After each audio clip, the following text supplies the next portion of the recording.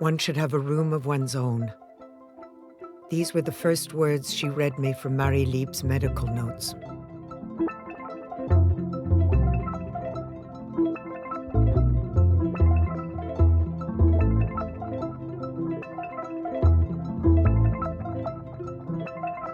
When she first saw the photographs, they were adrift from the medical file that had once contained them. They had appeared in a textbook titled Atlas of Psychiatry, then kept in the collection for over 100 years. They were captioned Room of Marie Lieb, 1894, and a medical diagnosis, periodic mania. Marie Lieb's file had never been found. She told me how the images kept her awake at night, as if the past was pulling at her. She imagined Marie Lieb alone in her cell, tearing up her bedsheets and using the scraps to invent a new language. She wanted to understand it, so she searched in the smallest details for clues, a sign, some thread to the heart of the labyrinth. She found a triangle, a pretzel, a wreath, a wheel, flowers, crosses, stars, and looked up each in an encyclopedia of symbols. One day she wrote to me. I turned them upside down, held them against a mirror, and I think I read the word glory. And then I found a footprint in the dust.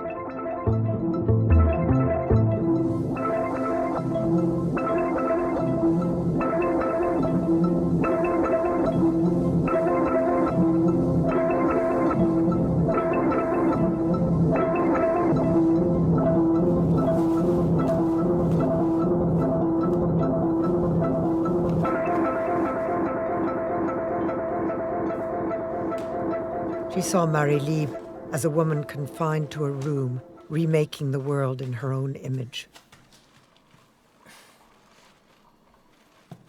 To the doctors, though, it was the image of disorder. Mania, goddess of spirits and chaos. How did that word resonate in 1894? How about now? How could something so delicate come from chaos? Were these signs, these figures meant to be seen, or were they part of a private ritual? In Marie Lieb's room, where was the threshold between public and private, inside and outside? Where does the world end and the self begin?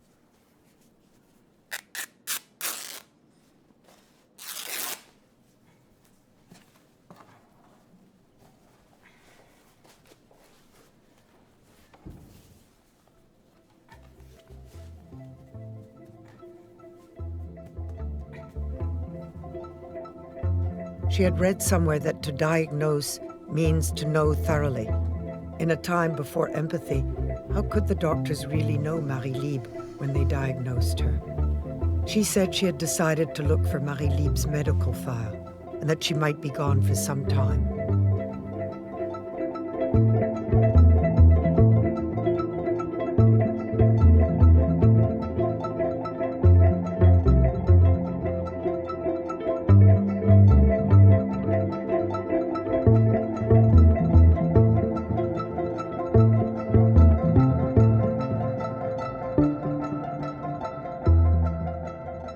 When she found the file, it seemed more like it found her.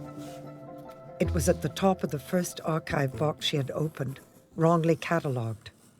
Its cover was a rough pinkish card titled in cursive script, Marie Lieb from the village of Fleyingen.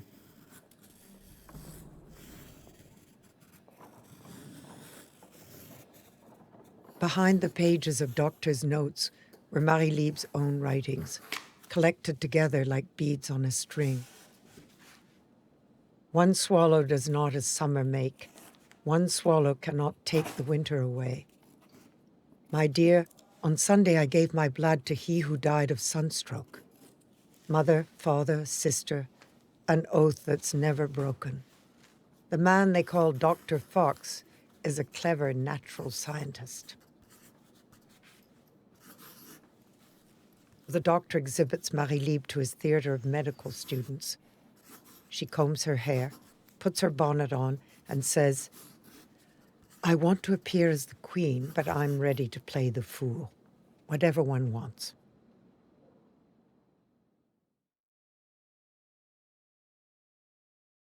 Does she inhabit the role, or does it inhabit her?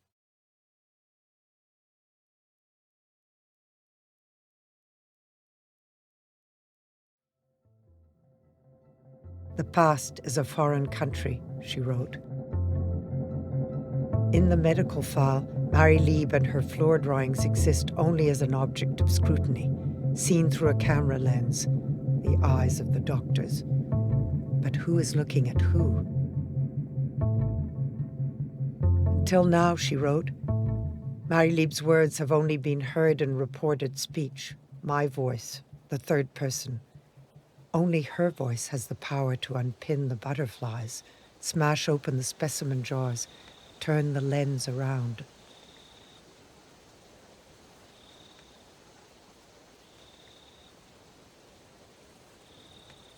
Wenn der Doktor kommt, muss ich mich recht verstellen. Frau Lieb, wie geht es Ihnen heute? Na? Du. Ich küsse dem Doktor die Hand, weil ich den Geruch, den die Ärzte auf der Hand haben, so gerne mag. Charmant, charmant. Wenn sie sagen würde, sie wolle mich heiraten, dann tät ich sagen, der Herr Doktor hat nicht einen gewöhnlichen Geschmack. Und was ist ein gewöhnlicher Geschmack? Herr Doktor, ich möchte jetzt gerne, dass du mich du nennst, weil du bist mein künftiger Tochtermann. Nein, Frau Lieb, ich möchte Sie nicht duzen. Sie und ich und meine Tochter, wir sind die Dreieinigkeit. Und stopp! Was ist? Warum hat man mir meine Sachen zum Arbeiten weggenommen? Sie möchten sich also beschweren. Ich werde hier schlecht behandelt. Zu Hause werden die Schweine besser behandelt. Man hat mich nackt ausgezogen, man hat mich an den Haaren herumgezogen und man hat mir mit den Schlappschuhen auf den Kopf geschlagen. 1000 Wetterhiebe habe ich in einer Woche bekommen. 15 Wochen lang habe ich im Bad gelegen und ich bin nicht abgetrocknet worden. Krank kann ich eigentlich nicht gewesen sein, weil ich ja jetzt noch weiß, was ich alles gesagt und getan habe. Fühlen Sie sich heute besser? Ich gehe jetzt nach Heim und ich komme alle Abende wieder. Da muss ich erst schauen, ob das Morphium anschlägt.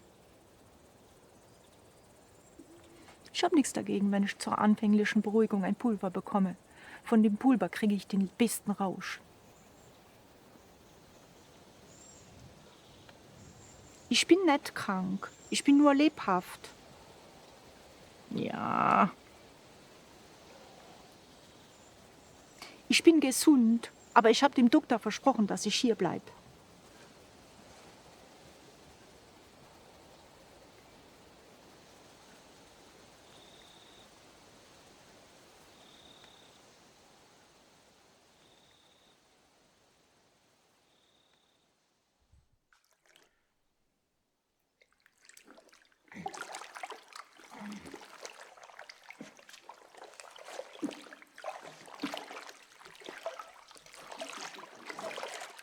The medical file, together with the Atlas of Psychiatry, map a closed system, its rooms ever smaller, open onto a future written by the word incurable.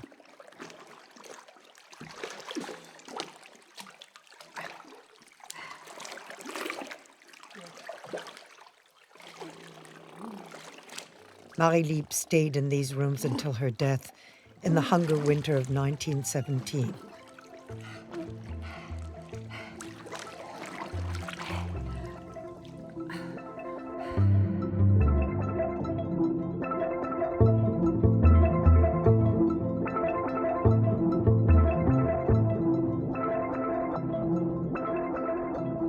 Sometimes, when she looks at the photographs, she wishes she had never opened the atlas or found the file, that she could return to a state of not knowing, a simple mystery story, the photographs, the missing file, a room of one's own.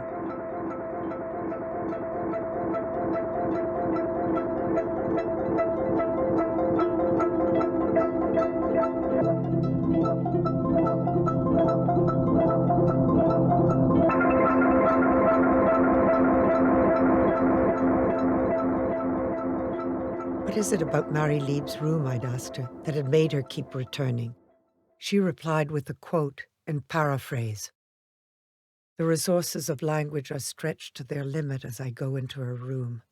It's calm and thunderous. It opens onto the sea and onto a prison yard. It's hung with washing and it's alive with opals and silks. It's hard as horsehair and soft as feathers. Its whole complex force flies into my face. How should it be otherwise?